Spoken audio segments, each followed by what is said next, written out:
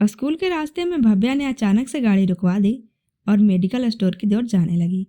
2 bodyguard उसके पीछे जाने लगे। उसने कहा कि वो बस 2 मिनट में आएगी, लेकिन दोनों ने बात नहीं मानी। भव्या ने गहरी सांस ली और तेजी से स्टोर की तरफ बढ़ गई। उसने अपना चेहरा दुपट्टे से पूरी तरह से ढक लिया था। जैसे ही वो स्टोर के अंदर गई और बॉडीगार्ड्स को बाहर रुकने का इशारा किया, दोनों वहीं रुक गए। स्टोर पर एक अधेड़ उम्र का व्यक्ति बैठा था। भव्या ने कहा, एंटी प्रेगनेंसी पिल्स दे दीजिए। आदमी ने एक नज़र भव्या को देखा और दवाई का डब्बा निकालकर उसकी तरफ बढ़ा दिया। भव्या ने कहा, पूरा नहीं चाहिए, एक ही दीजिए। लेकिन फिर सोचते हुए खुद से ही बोली, ठीक है, पूरा ही दे दीजिए। उसने पूरा पैकेट लिया और पैसे निकालकर दुकान वाले को दिए, फिर बाहर निकल आई। 7 साल पहले की हुई गलती अब वह दोहराना नहीं चाहती थी।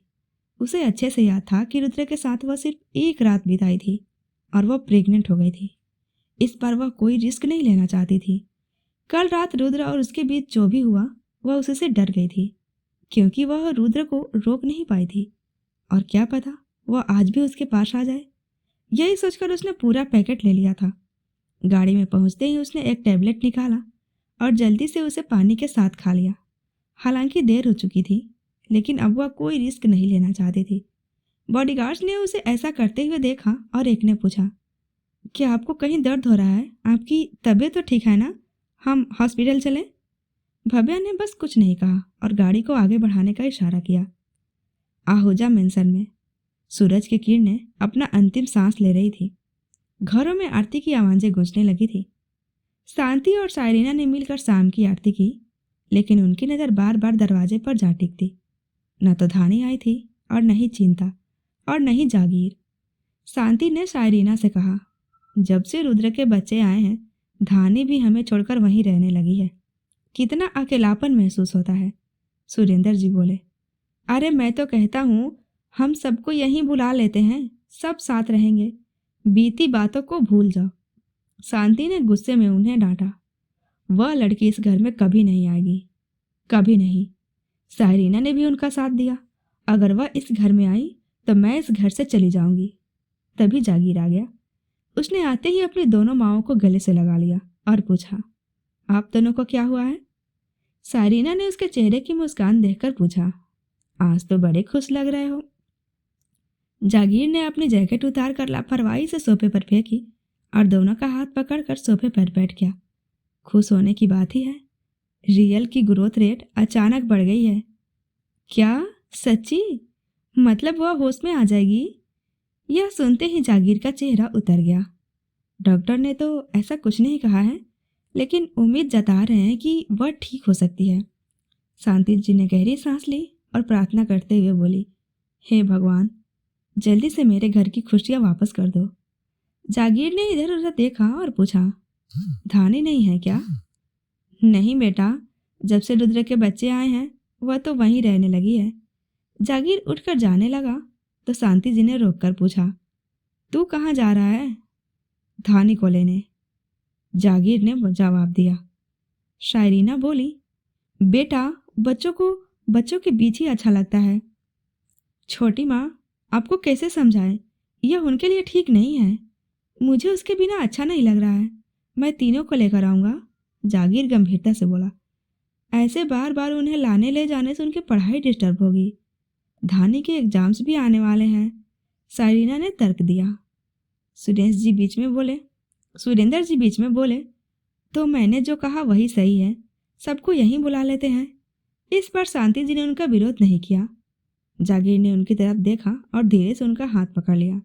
माँ, हमें उस औरत को अपने बच्चों की खुशी के लिए झेलना ही होगा। तीनों बच्चे उसे पसंद करते हैं, और देखिए ना, धानी भी उनके साथ कितने अच्छे से घुल मिल गई है। सायरीना भड़क गई। अगर उसे माँ की तरह संभालना होता तो क्या उसकी माँ? चुप, शांति गुस्से से चिल्लाई। सुरेंद्र जी ने शांत करने की कोशिश की। शायरीना, उस दिन क्या हुआ था किसी को नहीं पता। तुम हर बार उसे दोस्त क्यों देती हो? एक बार उससे सीधे बात करके सच जानने की कोशिश तो करो। शायरीना गुस्से में ऊपर चली गई। मैं उसकी शक्ल भी नहीं देखना चाहती, शांति पीछे से बोली। इस घर में उसे लाने वाली तुम ही थी शायरीना, तो अब तुम्हें उसके साथ रहना ही होगा। जो गलती तुमने की है उसकी सज़ा भुगतो। मैं अपने पोते पोतियों से बुढ़ापे में दूर नहीं रहना चाहती। उन्होंने जागीर की तरफ देखा। जागीर, तुम जाकर सबको लेकर आओ, हम उसे भी झेल लेंगे। बस उससे कह देना कि हमारे सामने ना आए।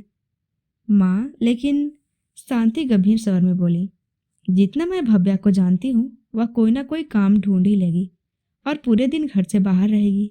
जागीर ने अपने पापा की ओर देखा तो सुरेंद्र जी ने उसके कंधे पर हाथ रखकर कहा, बेटा, असली सच्चाई क्या है यह कोई नहीं जानता, लेकिन हमारे तीनों बच्चे भव्या को पसंद करते हैं। इससे ज़्यादा मेरे लिए और कुछ ज़रूरी नहीं है। तुम जाकर रुद्र से बात करो। जागीर ने सिर हिलाया और घर से निकल गया। इधर रुदायन बेला में भव्या गार्डन में बैठी थी और उसके तीनों बच्चे गार्डन में उछल कूद कर रहे थे। जैक ने आज ही उनके लिए गार्डन में कुछ खिलौने के इक्विपमेंट लगाए थे, जैसे कि फिश लाइन, झूला आदि, और बच्चे वैसे भी बहुत खुश थे। अंधेरा होने लगा था तो भव्या ने कहा, चलो अब घर चलो, शाम हो गई है, वापस से खेलना। बच्चों ने थोड़ी बहुत जिद की, लेकिन भव्या ने उन्हें समझाकर अंदर ले आई और फिर तभी दरवाजे पर एक गाड़ी आकर रुकी। भव्या ने देखा गाड़ी से जागीर बाहर निकल रहा था। वो जैसे ही बच्चों के पास आया, तीनों भागकर उसके पास चले गए। पापा, आप यहाँ? धानी ने पूछा। बेटा, मैं आपको लेने आया हूँ। पापा प्लीज, मुझे यहीं रहना है, वीर और रूबी के साथ, और अब तो चाची भी है। जागीर ने एक नज़र भव्या को देखा, जो उन लोगों से कुछ दूरी पर चुपचाप खड़ी थी और उसे ही देख रही थी। उसने प्यार से धानी के गाल को छुआ और बोला, कैसा रहेगा अगर रूबी और वीर भी हमारे साथ आहूजा मेंशन में रहे? यह सुनकर धानी खुश हो गई। हाँ, यह अच्छा आइडिया है। लेकिन वीर बोला, बड़े पापा, मामा भी जाएगी? हाँ बेटा, आपकी मामा भी जाएगी। जागीर ने उसके गाल पर हाथ रखते हुए कहा। भव्या कुछ नहीं बोली। फिर उसने थोड़ी देर बाद कहा, चलो अंदर चलो, और तीनों को लेकर अंदर चला गया। भव्या मन ही मन सोचने लगी, कहीं तो बात है, कुछ तो बात है मेरे घर से जाने के बाद। क्या हुआ था यह मुझे कौन बताएगा? कावेरी ताई नहीं बताएंगी। मुझे कैसे भी करके पता लगाना ही होगा। साहिल को तो सब पता होता है रुद्र के बारे में। हाँ, मुझे साहिल से बात करनी होगी। और वह कुछ सोचते हुए अंदर आ गई। रात हो चुकी थी और सभी लोग डाइनिंग टेबल पर बैठे थे, लेकिन रुद्र अभी तक नहीं आया था। रूबी खाना नहीं खा रही थी, वह अपने पापा के साथ खाना खाना चाहती थी। सभी लोग उसे समझाकर थक गए थे। कावेरी जी रुद्र को फ़ोन लगाते हुए बोली, आप कहाँ हैं? जल्दी से आ जाइए, रूबी बिटिया खाना नहीं खा रही है। ओके, मैं बस आ ही गया हूँ, रुद्र ने जवाब दिया। और उसके कुछ पल बाद गाड़ियों के रुकने की आवाज़ आई। रूबी, जो कब से अपने पापा का इंतजार कर रही थी, दौड़कर दरवाजे की तरफ भागने लगी। भव्या भी उसके पीछे गई, क्योंकि अंधेरा हो गया था। वैसे तो रुदायन वेला पूरी तरह से रोशनी से जगमगा रहे थे और बाहर गार्ड भी खड़े थे, लेकिन फिर भी रूही गिर सकती थी। यही सोचते हुए भव्या उसके पीछे भागी। रुद्र ने रूही को गोद में उठाया और उसके गाल पर किस करते हुए कहा, मेरी प्रिंसेस, आपने खाना क्यों नहीं खाया? मैं तो बस आ ही रहा था। पापा, मुझे आपके हाथ से खाना है, रूही ने अपनी मासूम आवाज में कहा। रुद्र बिना कपड़े बदले ही खाने के टेबल पर बैठ गया। आज से पहले ऐसा कभी नहीं हुआ था। किसी ने उसे कुछ नहीं कहा। रुद्र ने जागीर को देखते हुए पूछा, आप यहाँ? जागीर ने अपनी माँ और पापा की बात रुद्र को बताई। रुद्र ने भव्या को देखा, जो उसके सामने वाली सीट पर बैठी थी। भव्या ने रुद्र से नजरें हटाकर दूसरी तरफ कर ली। फिर रुद्र ने अपने बच्चों से पूछा, आप लोग दादी के साथ रहना चाहोगे? दोनों खुश होते हुए बोले, हाँ। भव्या वहाँ से उठकर जाने लगी तो रुद्र बोला, तुम्हें भी हमारे साथ वही रहना होगा। मैं? लेकिन मैं कैसे? भव्या ने कहा। शर्म आ रही है सबके सामने जाने में, रुद्र ने तंज कसते हुए कहा। जागीर ने रुद्र के कंधे पर हाथ रखते हुए कहा, रुद्र, बच्चे हैं, रुद्र ने अपने गुस्से को कंट्रोल किया, क्योंकि वह कहीं और का गुस्सा कहीं और निकाल रहा था। भव्या को देखते ही उसे हर्ष के हाथ पकड़ने वाली बात याद आ गई और उसका गुस्सा इस तरह से निकल रहा था। रुद्र ने चिंता को देखते हुए कहा, आप इन तीनों को धानी के वाले कमरे में सुला दीजिए, मुझे भव्या से कुछ बात करनी है। रूबी बोली, मुझे आपके साथ सोना है पापा। इसके साथ साथ वीर और धानी भी यही कहने लगे। रुद्र ने गहरी सांस ली और तीनों को लेकर रूम में चला गया, लेकिन वह तीनों सोने का नाम नहीं ले रहे थे। रुद्र भी उनके साथ खेल रहा था। अपने बच्चों के साथ खेलकर अपने सारे टेंशन और थकान को भूल चुका था। जागीर भी गेस्ट रूम में था। तभी उसके कमरे का दरवाजा नॉक हुआ। उसने जब पलटकर देखा तो भव्या उसके सामने खड़ी थी। तुम यहाँ क्या करने आए हो? तुम यहाँ क्या करने आए हो? जागीर ने आश्चर्यचकित होकर पूछा। भैया प्लीज, मुझे आपसे बात करनी है, भव्या ने थोड़े उदास स्वर में कहा। आप मुझे ऐसा क्यों कर रहे हैं? मैंने क्या किया है? तुम मेरी नज़रों से ओझल हो जाओ भव्या, मैं तुम्हारी शक्ल भी नहीं देखना चाहता। Get out. जागीर ने बड़े ही रूखेपन से कहा। भैया प्लीज, मुझे भैया मत कहो, मैं तुम्हारा कोई भैया नहीं हूँ। जागीर नाराजगी से बोला। प्लीज मुझे एक बार बता दीजिए, रियल भाभी कहाँ हैं और पापा, उनके साथ क्या हुआ था? भव्या की आंखों में आंसू थे। जागीर ने गुस्से में टेबल पर रखा हुआ फ्लावर पॉट उठाकर जमीन पर पटक दिया और बोला, तुम जाओ यहाँ से। मैं सिर्फ तुम्हें उस घर में इसलिए लेकर जाना चाहता हूँ क्योंकि मेरे तीनों बच्चे तुम्हें पसंद करते हैं, बस और कुछ नहीं। भव्या की आंखों में आंसू आ चुके थे। आखिर उसे अपने सवालों का जवाब कहाँ मिलेगा? वह यही सब सोचते हुए वहां से लौटकर चली गई। जैसे ही वह कमरे में आई, उसने देखा कि धानी और रूबी दोनों सो गए थे, लेकिन वीर अभी भी जाग रहा था। वह अपना रोबोट रुद्र को दिखा रहा था और उसे बता रहा था कि यह कैसे स्पेनिश भी बोलता है। रुद्र बड़े ध्यान से वीर की बातें सुन रहा था। तभी भव्या आई। भव्या को देखते ही रुद्र ने कहा, वीर बेटा, अब आप सो जाइए, मुझे आपकी मम्मा से बात करनी है। भव्या को कल रात वाली बात याद आ गई और उसका दिल जोर से धड़कने लगा। उसने वीर का हाथ पकड़ते हुए कहा, वीर, आप मम्मा के साथ सो जाइए, मम्मा को अकेले डर लगता है। वीर ने कहा, मामा, पापा आपके साथ सो जाएंगे, कल भी तो आपके साथ ही सोए थे ना। ये सुनते ही भव्या सोच में पड़ गई। नहीं बेटा, अभी वह आगे कुछ कहती तभी रुद्र ने कहा, ओके वीर, मैं आपकी मम्मा के साथ ही सो जाऊंगा। चलो अब जल्दी से सो जाओ, सुबह स्कूल भी जाना है। नहीं वीर, आप मेरे साथ चलिए, पापा रूबी के साथ सो जाएंगी, मुझे आपके बिना नींद नहीं आएगी। बेटा प्लीज आप मम्मा के साथ चलिए। वीर ने अपने पापा को देखा तो रुद्र ने अपना गर्दन ना में हिला दिया। पापा और मम्मी के बीच में उलझा हुआ था। उसने रुद्र को देखा तो रुद्र ने उसके सिर पर हाथ फेरते हुए कहा, आपको लगता है मैं आपके मामा का ध्यान नहीं रख पाऊंगा? नहीं पापा, मुझे आप पर भरोसा है, वीर ने अपने मासूम आवाज में कहा। तो ठीक है, मैं आपके मामा का ध्यान अच्छे से रखूंगा, रुद्र ने कहा और वीर को जबरदस्ती खींचते हुए कंबल ओढ़ा दिया। फिर उसने भव्या का हाथ पकड़ा और उसे वहां से ले जाने लगा। यह देखकर भव्या रोने का नाटक करने लगी।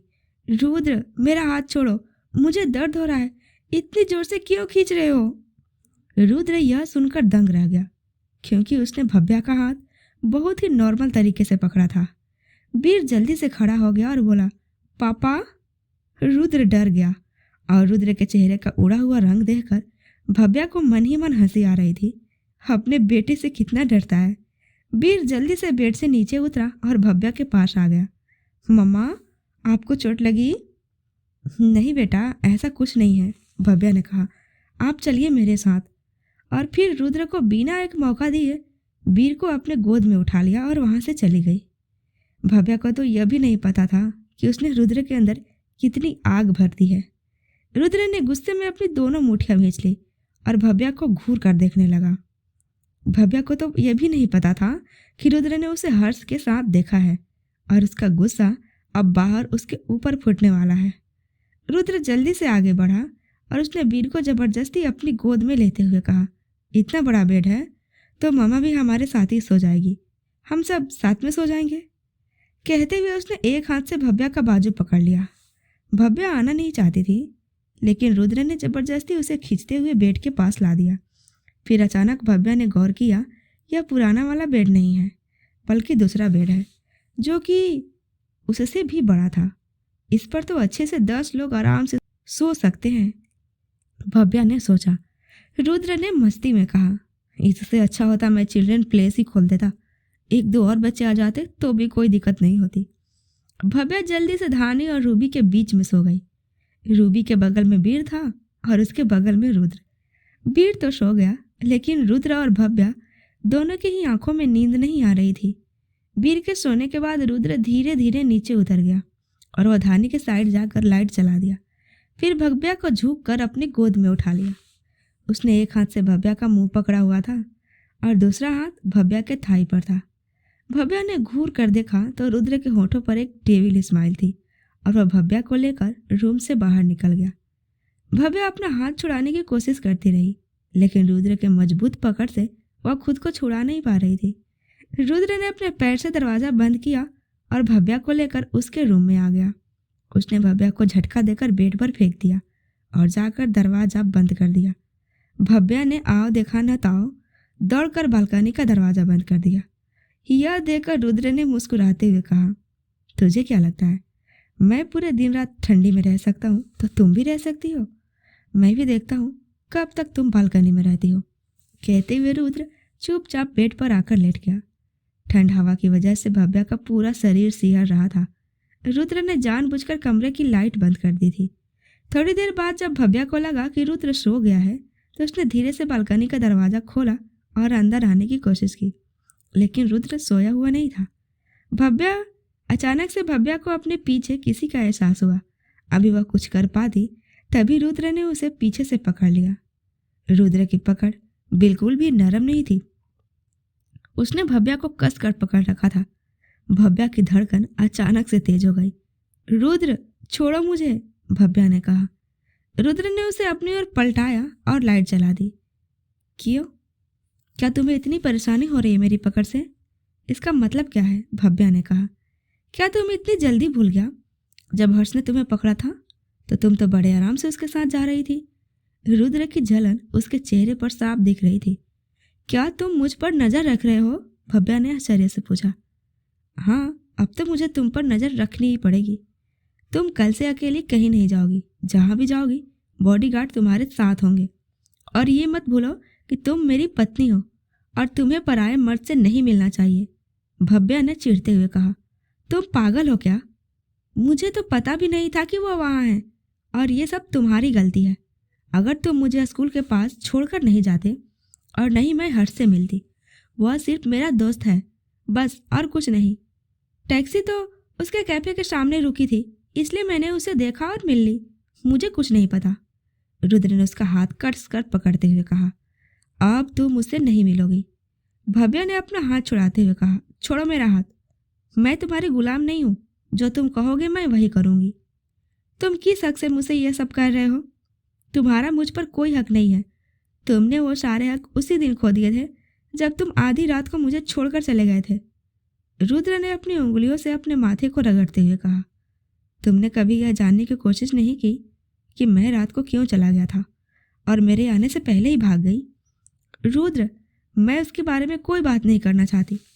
अगर तुम मुझसे बात करना चाहते हो तो मुझे यह बताओ कि पापा और रियल भाभी के साथ क्या हुआ था, जब भैया बार बार मुझे जिम्मेदार क्यों ठहरा रहे हैं? रुद्र ने गुस्से में कहा। इतना भी अनजान मत बनो बेबी, जैसे तुम्हें कुछ पता ही नहीं है, भव्या ने खुद को छुड़ाते हुए कहा। ठीक है, नहीं बताना है तो मत बताओ, मैं जा रही हूँ। और उसने रुद्र को धक्का दे दिया। रुद्र अचानक से जमीन पर गिर पड़ा। भव्या तेजी से दरवाजे की ओर बढ़ी और उसे खोला। जैसे ही वह बाहर जाने को हुई, रुद्र ने उसका हाथ पकड़कर खींच लिया। फिर उसने भव्या के बाल पीछे से पकड़कर उसे अपनी तरफ खींचते हुए कहा। तुम क्या समझती हो तुम बिना बताए कहीं भी जा सकती हो? हर्ष से मिलने के लिए तुम क्यों गई थी, और वह भी उसके केबिन में? तुम पागल हो क्या? भव्या ने गुस्से में पूछा। अपने बाल छुड़ाते हुए कहा। तुम पागल हो क्या?